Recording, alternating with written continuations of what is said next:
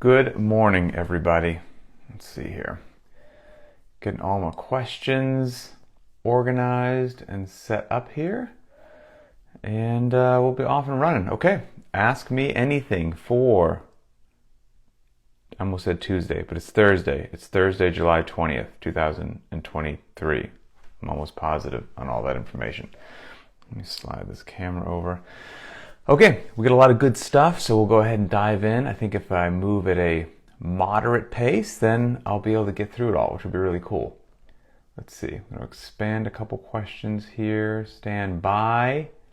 Okay, before we get into it, there's just one shout out that I have to give. This was posted within the last 24 hours in the Linchpin private Facebook group. This is from Crystal L. Crystal, your post was phenomenal. So we just did 7x1 deadlifts yesterday, right, on Wednesday. And this is basically, well, I'll just read it. This is what Crystal said. She says, I needed that. Boom. Programming that works, and it's nice to know that 2 to 3 months of casual workouts and rest didn't ruin my fitness. I think my all-time, deadlift PR is from 9 or 10 years ago, and it was around 240 pounds. Well, today, she deadlifted 205 pounds, okay? But then she says, I will happily take this because I'm also 120 pounds lighter and much healthier and more fit.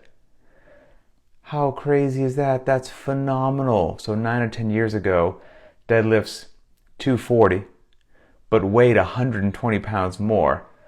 Decade later, drops 120 pounds off of her body, and she's still pulling north of 200 pounds. Pretty darn cool. That fired me up. So, losing 120 pounds is phenomenal. Crystal, if you'd like to share your story, no pressure, obviously, but, let me know or shoot me an email, something like that. That's a very cool story. All right, let's dive into the questions. Okay. First most upvoted one from Corey C. What is a coaching cue that changed the way you perform a movement lift for the better that you'll never forget? I would say be better and go faster. Joking, totally joking. Okay, so a coaching cue, I don't have one that's, I think, of the revolutionary, amazing nature that you're hoping for, but I think maybe if I think back, one of the things when I first get into lifting and then I changed my mind a little bit or thought about it a different way would be on the deadlift. Instead of just pulling the barbell off the ground, you're locking in your upper body and your grip or whatnot, and then you're pressing the floor or pressing the earth away from you with your legs. And I think that thinking about pressing my legs away was helpful with the deadlift, I would say. That was probably high on the list. Okay, let's see. Next most upvoted question. Let's see here. Okay. This is from Adrian S. I think we know the answer, but I want you to go down a rabbit hole with it and to be honest. Do you like the competition or wellness side? Do you like the competition or wellness side of CrossFit more? And how did you arrive at that answer? I definitely like the wellness side more. I don't think that's too shocking to anybody. And I don't think there's a big rabbit hole as to why. Nothing against competition or competitors or whatnot. No, I enjoy seeing some people throw down just like anybody else. But it's just not as cool to me, and maybe I'm the oddball because I'm actually not a big sports guy in regular life, and I know that makes me the weirdo in the world.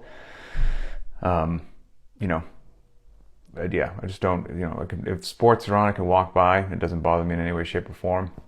It has no intoxication or allure to me in any way, shape, or form. So I think because of that, I don't put any sort of I appreciate the dedication of athletes, how hard they have to work and all that stuff. Plenty of other people work hard too, so I don't kind of see it as anything special or revolutionary or whatnot. And so I just think that same thing just transcends over to CrossFit as far as I'm concerned. They're going faster and lifting a little more weight. Okay. I mean, really, I guess that's really it in my world. Like, okay, it's it just doesn't grab me. I mean, if I could sit down for an hour and talk to a CrossFit Games athlete or somebody in the NBA or NFL, or I could sit down for an hour and talk to a pediatric neurologist, I would much rather talk to a pediatric neurologist. I think that would be a far more fascinating conversation. But that's just me.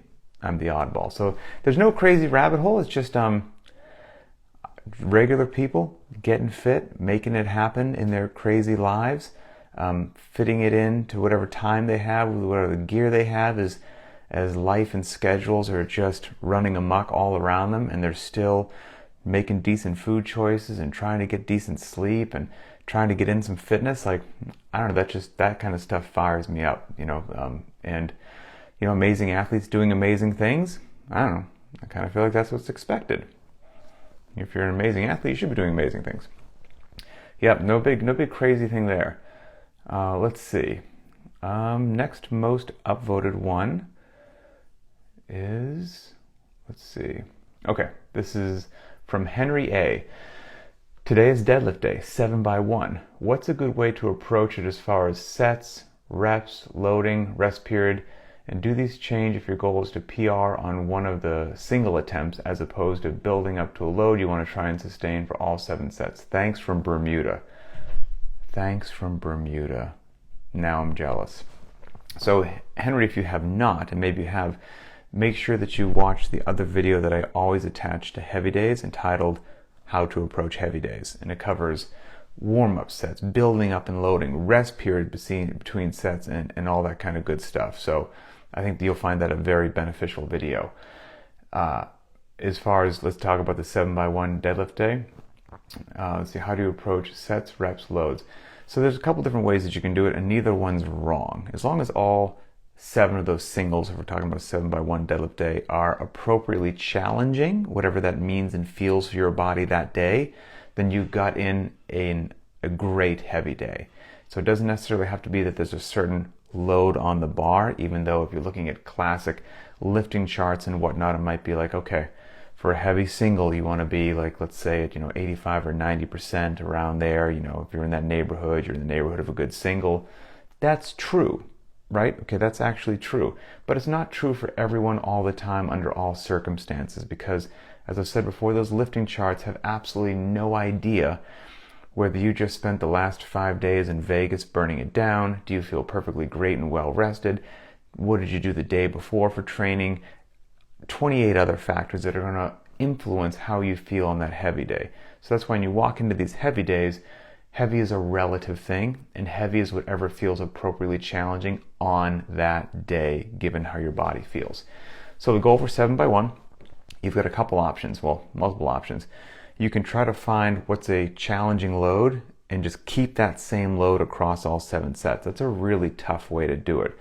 Or you can do a slow build, over the course of 7 singles where, you do your general warm-up, then you're building up your warm-up weight towards getting to what your working sets will be, your working sets of a 7x1. Deadlifts that you pull before that would just be considered warm-up deadlifts. They're not part of your working sets. So you're going to do 7 working sets. And when that first one, be it percentage base wise on math or just how your body feels that day, you realize that you're in the neighborhood of like, this is starting to get my undivided attention. This is a good heavy lift for today. It's safe, it's hard, it's where I need to be, it's challenging. I'm going to count this as rep number 1, or the next one's going to be rep number 1. Then you can try to either, like I said, get to something you think you can appropriately hold across all 7, or you can start to go up and creep a little bit up and a little bit down, a little bit up, a little bit, based upon how you feel. If rep number 1 was, challenging, but you had decent bar speed, body mechanics felt good, maybe you throw a little bit of weight on the bar. You pull your second single. How did that feel? Wow, geez, you know what? I don't know what's in the water today, but that felt better than expected. Felt pretty darn good, as a matter of fact. You throw a little bit of weight on the bar, and you can literally just play it like that. And then you get to that point where you're like, oof, yeah, that 5-pound jump felt like a 15-pound jump. I think I'm going to stay right there. Nothing wrong with that. You could stay there for the next 1, 2, or 3 reps or for the rest of the workout. Or you might stay at that loading for a couple reps, and then you're like, you know what?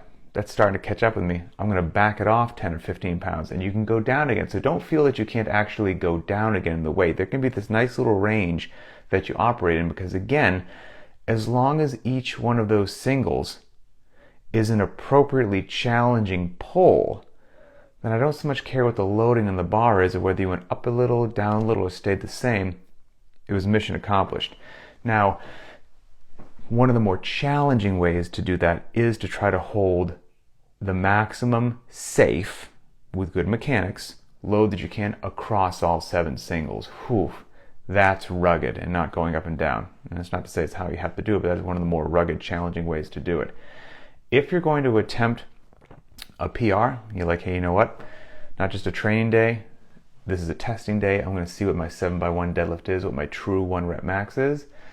Then you would probably want to hit that, and let's say rep 3 or 4 would be a good thing to do, where rep number 1 is something heavy, safe, you know you can get it all day long. Rep number 2 is a little jump, getting you into what the territory of a new PR would be, but you're a little bit shy, but you're in the territory, a little confidence builder. And then on rep 3 or 4, you're like, okay, I'm going to go for it. With regards to, and then, if you do hit a new PR, you most likely wouldn't carry that across the last 3 or 4 singles. You'd probably bump it back down a little bit. With regards to the rest periods between each, and this is covered in that other video that I mentioned there, but as a general rule, a window of 2 to 4 minutes would probably treat a lot of human beings really well. 2 to 4 minutes between heavy lifts. And if you're asking me my personal opinion, I wouldn't want you to rest 2 minutes between the lifts. I would encourage you to take at least 3 minutes. Between 3 and 4 minutes would be great. Sometimes this is difficult for CrossFitters to do because they always want to be in a rush. Don't be in a rush on a heavy day. Allow yourself the recovery time to actually lift heavy again, and that's what's going to drive the needle forward. And that's also why a heavy day takes so darn long, because if you're lifting 7 singles and between each one of those you're taking 4 minutes rest, which is awesome, with your warm-up and building up your warm-up sets and a cool down, it takes a while to do that. So again, that's why we're not a fan of rushing heavy days or trying to fit them in before doing something else. So hopefully that helps there. Let's see. Next most upvoted one. Aha! Julie B. Is it okay to never be good at the gymnastics side of CrossFit? I'm a late starter to fitness. I'm 53 years old, and I'm finding there is so much to learn. I've just told myself to keep moving and try the scale gymnastics when programmed. So first of all, Julie, awesome, right? You're in the game. You're winning. You're in the game. Is it okay to never be good at the gymnastics side of CrossFit? Absolutely. Absolutely. It's okay to not be good at the gymnastics side. It's okay to not be good at the lifting side. It's okay to not be good at the conditioning side of it. It's okay. You don't even have to be good at any of it, as a matter of fact. But what you have to do, if you want to have this good, long, healthy, fit, productive life of independent living and joy for as long as possible, you don't necessarily have to be good at any of it. What you have to be is committed and dedicated and disciplined and intelligent in your training, and then you're going to be just fine. So sticking with your gymnastics point, I mean, maybe I'm not saying this for you, but like in general, let's say somebody is just never going to get a ring muscle up. They're just never going to get it. They're never going to walk on their hands. Irrelevant. Utterly and completely irrelevant.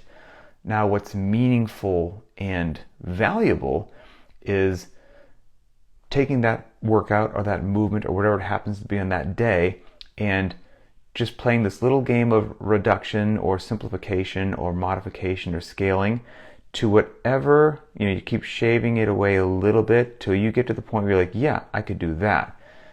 Find what you can do that is as close to that particular movement as you can. And just doing that is most likely going to give you some sort of wonderful variants that will propel your fitness forward even though you're not doing the actual thing, right? So if maybe every time ring muscle ups come up, you're like, wow, I'm never going to get ring muscle ups, so I'm just going to do, kipping chin over bar pull-ups again. And every time they come up, I'm going to do kipping chin over bar pull-ups. Well, there's nothing wrong with that. You're doing pull-ups. That's phenomenal, right? You're going to be amazing.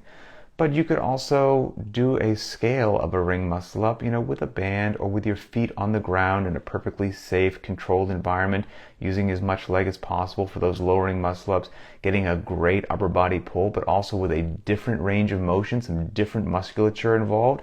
And all that's going to do is help your fitness and aid your fitness. So even though you can't do the actual gymnastics movement, you're going to do as close to it as you can, and it's going to be fantastic.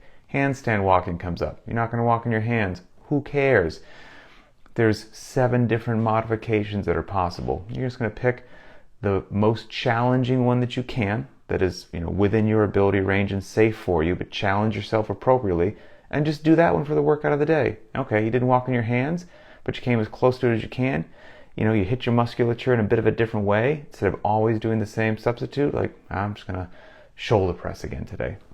You're going to be awesome by just choosing the most challenging yet appropriately safe modification that you can. You're going to be great. Some people will never snatch. It just doesn't treat their body well. They will never, ever, ever execute that Olympic lift. And they will be utterly and completely just fine, because they'll find other ways for explosive hip opening, other ways for posterior chain development, other ways to go overhead and pull from the ground. Life will be totally good. Some people might never run, bad knees, bad whatever it happens to be. And they're going to always be on the bike or the rower. They're not going to be shortchanged. They're going to be just fine. So I think you're totally good to go. Totally good to go. Let's see. Okay. Here's one from Scott M. What are your thoughts on using movements like box squats or sumo deadlifts on heavy days just to add variance? Yes. There's my shortest answer is yes, absolutely. As a matter of fact, we've covered this before in at least one podcast, if not more. You are always authorized to do stuff like that. Always. If it's let's stick with the 7x1 deadlift example. So 7x1 deadlift yesterday. I didn't program a deficit deadlift. Maybe you just got a wild hair, read something about deficit deadlifts, they're cool and useful, and you're like, you know what? I wonder if it's okay if I do that. Absolutely it's okay. You're still pulling a 7x1 deadlift, so pull it from a deficit. Maybe you've got some bands or some chains. Break them out. Have a blast. You're still pulling deadlifts, still doing a heavy single. Maybe you want to try the sumo stance. Fire it up. Have a blast. Same deal. If it's a 5x5 back squat day and you're like, you know what? I want to throw in some box squats today. You're still doing a 5x5 squat. You're just doing it with some different variants, which is fantastic. Or maybe you have a cool selection of bars, and I didn't program a safety squat bar, which, by the way, a safety squat bar is an awesome, phenomenal bar. But not a lot of people have it, and so I wouldn't program it like that. But if you've got a safety squat bar, just because it's a back squat day that didn't specifically say safety squat, you can absolutely do that. So if you have that opportunity, you've got that gear, you've got that itch, do that. Because you know what that does? Helps keep you fired up, helps keep you motivated. Little variety is the spice of life. You're 100% in line with the stimulus of the day, and it's going to be a good thing. It's going to be great. I had something else in my head that just went away. Oh, it's like the same thing with, some people have strongman gear and some people don't. Some people have sandbags and some people don't. Most people don't. But sandbags are great. If there's some day where it's, a power clean and you're going to do sandbag, ground to shoulder, well, it didn't say ground to shoulder sandbag, it said power clean with a barbell, but you grab a sandbag, totally good to go. You should be fully, authorized and fired to do that kind of stuff. So if you've got some extra gear, do it. Have a blast. Have an absolute blast. Okay. Let's see. All right, from Jordan S. How do you recommend adding in additional programming to the weekly Linchpin routine? Are the varied, not random programs meant to be done on top of what's already being done with Linchpin programming, or are they a substitute on rest days? So for anyone who's unfamiliar with that, for varied not random, we've got a whole bunch of cycles is what they're called. A bunch of body weight stuff, how to get your first strict pull-up, how to get your first strict ring dip, muscle up, bar muscle up, first 5 feet handstand walking. There's some barbell capacity programs and whatnot. There are these, cycles anywhere from, 6 to 12 weeks long that you can go and really focus on something and get a little extra attention somewhere to help to develop a skill. Or you can go to variednotrandom.com and you'll see what I'm talking about. So let's take, for example, and a lot of people have done them and work them in just fine to the regular Linchpin programming. It just depends upon which one they are, because some are maybe more taxing on the body and some are more demanding of how much time they will require. But if you're doing something like maybe get your first 5 feet of handstand walking, that's something which you could most likely do 2 to 3 times a week in addition to the Linchpin workouts. Whether you do it before or after the workout, it's totally up to you. It's whatever fits better for you. If maybe learning your first handstand walk, it requires your central nervous system not to be tired and your musculature to be fresh, and that's your focus, you really want to develop your handstand walk, well, you might want to do that before the workout. So that gets your undivided, best effort, best attention, and then, you shake out a little bit and you do the workout of the day. That'd be totally fine. And you could also do the reverse order if that went well for you. Now, if that amount of, and some of them are, don't get me wrong, they can be a fair amount of work and quite demanding. So if that amount of work for you turns out to be detrimental, meaning you feel like you're doing 2 sessions a day and that just doesn't treat your body well, then yes, you may be in that position to say, okay, I'm going to substitute 1 or 2 workouts a week for these other sessions because I'm really focused on getting my first strict ring muscle up or whatever it happens to be. But a very high number of people, I would say, just add them to the day's workout as, I guess for lack of a better way to say it, in place of maybe accessory work or something like that. But see how that fits. Are these programs on BTWB? That's where you'd find them, yep. So see that question there? Yeah, just go to variednotrandom.com and you'll see all the programs right there, and then you can purchase whatever program you want to purchase, and then it gets uploaded to your calendar. You can pick what days you want to add it in. It gets, put right into your phone right there in the BTWB app. You can get an ebook as well. And then once you've got it, you got it forever. It's yours forever. It's not like if at the end of an 8-week session it goes away. So if you're doing, for example, get your first, strict ring muscle up or kipping pull up or whatever it happens to be, you run through that 8-week session. You make progress, you're happy, well, that's yours. You want to do it again in 6 months to get even further, you can do it again. You do it over and over again. Okay, let's see. Next most upvoted question is from the BTWB Squads feature. This is from CJ. It says, what are some of the differences in mindset, programming, dealing with injuries, time off, etc., between an athlete who wants to compete in CrossFit versus someone who wants to just be healthy and fit? All right, well, I'd say there are similarities, but there's a world of differences too. So let's take it one thing at a time. Differences in mindset. Well, I guess anybody who has, done any sort of level of competition, I think the mindset is just a bit different, right? The mindset for regular people might be having that discipline and that dedication each day that even when life gets hectic, I'm going to make a choice to not watch Netflix for 45 minutes and instead spend that time out in my garage getting fit or whatnot. And my mindset is this long-term health and fitness, smart decisions, getting ego out of the way, all that kind of a good stuff.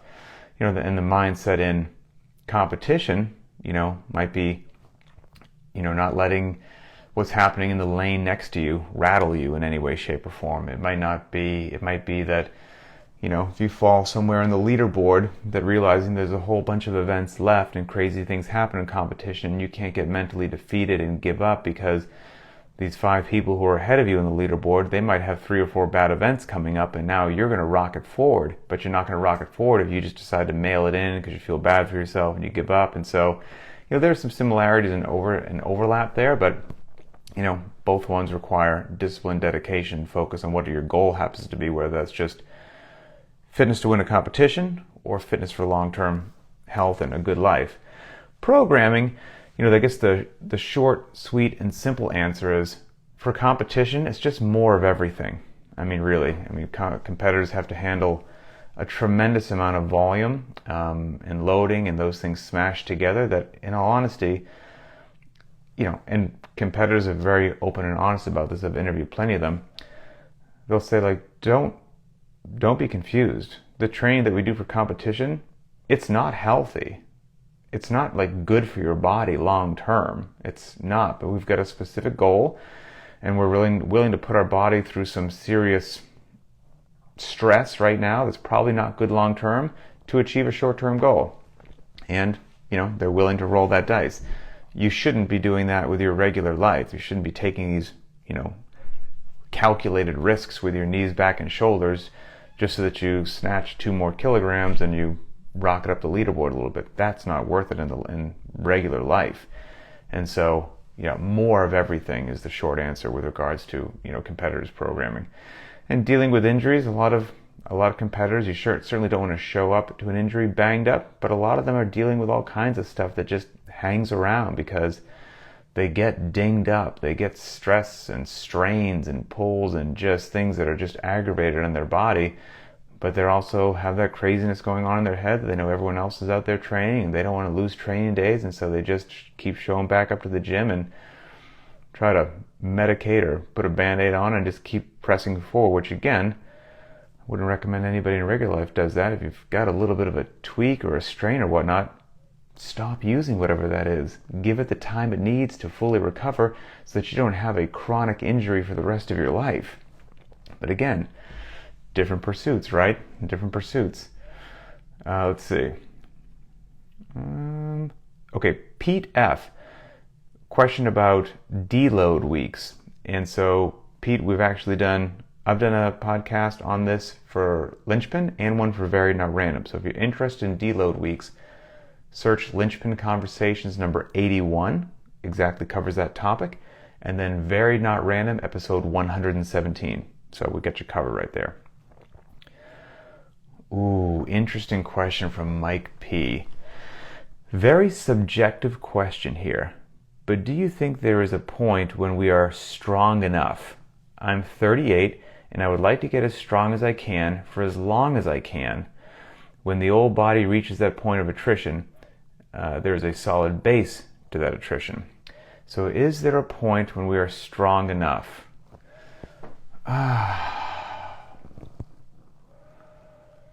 Well, yes, there is.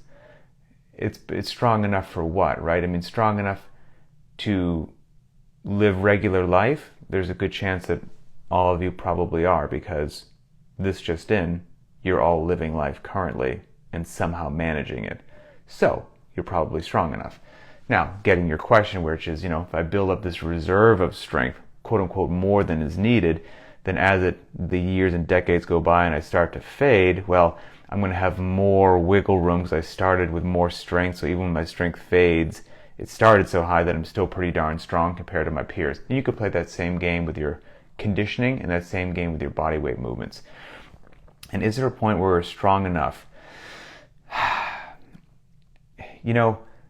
What I would say is the pursuit is always there.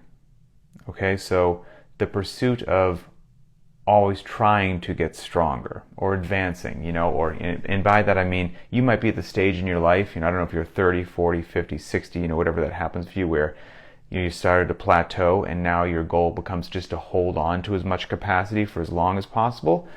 You still walk into the gym for a 7x1 deadlift like the rest of us did yesterday, and if you're in that earlier stages of your career where you're just grinding forward and getting PRs and trying to advance and accumulate as much strength as possible, you pull a 7x1. You rest 3 to 4 minutes between each set, and you pull whatever's appropriately challenging for you at that phase in your life. You walk in at 45, 55, or 65, you're pulling a 7x1. And at that phase in your life, it's whatever is appropriately challenging for each one of those singles, right? Safe and appropriately challenging for where you are in your life on that day. And at those later stages in life, it's probably trying to hold on and maintain and preserve as much capacity as possible. But the two efforts are the same, and they're the same on conditioning days and the same on workout days. So just as you move through life, always trying to make smart decisions to improve your fitness, life just kind of handles the timeline, whether you're in the gain stage, the plateau stage, or the hold on phase. Again, could be some people in their 30s, some people in their 40s, some people in their 50s, etc., etc. But yeah, that same question could be with your engine or your body weight stuff as well. So yeah, keep doing what you're doing, keep lifting, keep trying to put another brick in the wall of fitness, and hold on to as many bricks for as long as you possibly can. And you do that, this kind of relates to CJ's question about regular people versus athletes.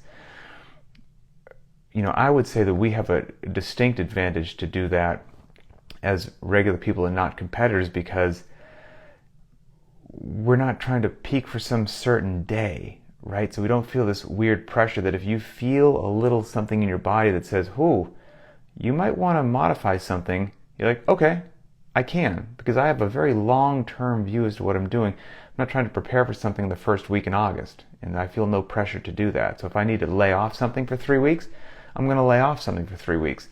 If you want to win in the strength and conditioning world with regards to life, being a person in real life, not talking competitors, real life, you've got a couple things that you need to do.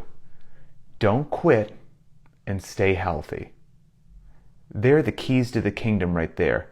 Don't quit and stay healthy. And what I mean by that is most people, and I would just say most Americans, okay, this probably applies to everyone in the world. Most Americans, most people are not working out. Or, look at the statistics. Most people who start working out quit. They stop.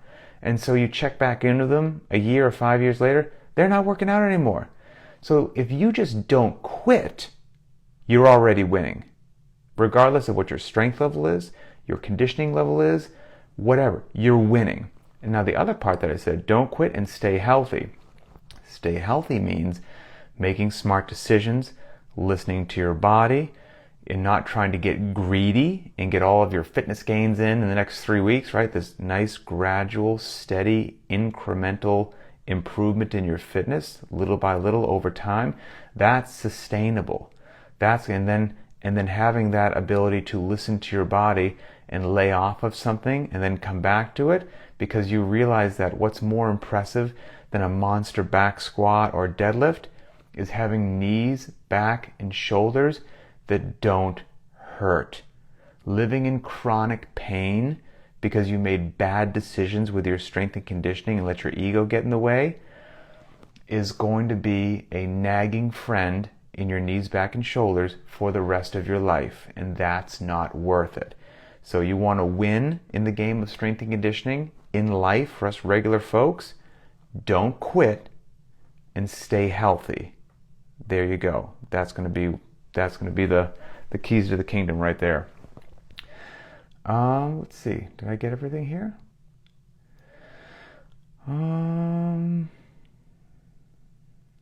Yeah, I think we are good to go. Oh, I see something from Shane here about the monthly Linchpin challenges and how to fit them in. So, we're doing a monthly challenge at Linchpin. We've got a few more left. Test 13 is coming up. And, one challenge a month. And when it pops up, it's usually like the third or fourth week of the month. It's a voluntary challenge. Do it and have fun if you want. Get the swag. Don't do it. It's totally up to you. And you can do it in place of a workout. You can do it as a 2-a-day if you so desire. But it's voluntary, so don't let it cause you any stress. Don't let it mess up your schedule. If you want to do it and have fun, great. If not, don't worry. But what you can do if you want to do the monthly challenge and you're not sure how to fit it in, post that question in the private Facebook group or here in the BTW Squads features like, hey, what's everybody doing this week? You're going to swap around a workout? Do you think it fits well for one of the workouts and you're going to replace it or any of that kind of stuff? But yeah, have fun. Don't let it stress you out. Okay, I think that is about that. So, all right, everybody. Appreciate you. Have a good day. It's a rest day. I hope that you take it. I most certainly will. And I will see you, on Tuesday for yet another video.